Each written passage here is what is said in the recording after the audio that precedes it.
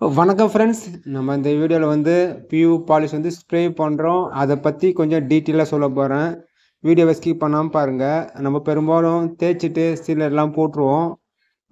சீலர் அடித்தாலும் சரி, அதாவது பியூ பாலிஷ் அடித்தாலும் சரி, மெனாமில் எதுவும் இருந்தாலும் சரி, நம்ம ஸ்ப்ரே பண்ணுறோம் ஒரு மெட்டீரியல் அப்படின்னா, நம்ம இது மாதிரி வந்து படுக்க வச்சு அடிக்கிறோம் அப்படின்னா, நிறைய பேர் பண்ணுற ஒரே தப்பு என்னன்னா, ஷைனிங் அதிகமாக வரணும்னு சொல்லிட்டு சரக்கு வந்து அதிகமாக ஏற்றுவீங்க.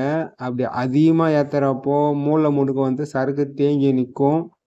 அது தேங்கி நிற்கிற சரக்கு வந்து பார்த்தீங்கன்னா 4 அடிவில் வந்து அப்படியே ஒரு கிராக் மாரி விடும். அப்படியே வெடிப்புல் மாரி வரும்.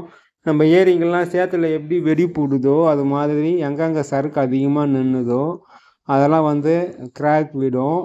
கிராக் விடுறப்போ என்ன ஆகும்னா 4 அடியில் அப்படியே பேத்துன்னு வர மாதிரி வரும். அது ஒரு ப்ராப்ளம் இருக்குது. அந்த மூலை முடுக்கில் சரக்கு அதிகமாக தேங்குற இடத்துல நமக்கு ஷைனிங் நல்லா வரணும் அப்படின்னா நம்ம கோட்டிங் வந்து அதிகப்படுத்தலாம். பெரும்பாலும் வந்து 3 கோட்டிங் அப்ளை பண்ணுவோம். இன்னும் நம்மளுக்கு நல்லா ஷைனிங் வேணும் அப்படின்னா கோட்டிங் எக்ஸ்ட்ரா படுத்தலாம்.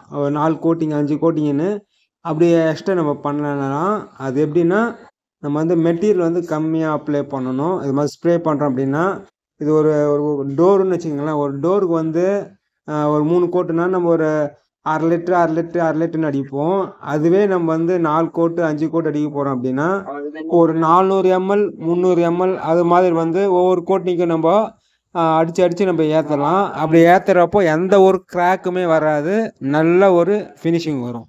உட் பாலிஷில் நிறைய விஷயங்கள் இருக்குது. உட் பாலிஷ் பற்றி நிறைய தெரிஞ்சுன்றவங்க சேனலை சப்ஸ்கிரைப் பண்ணுங்கள், லைக் பண்ணுங்கள், கமெண்ட் பண்ணுங்கள்.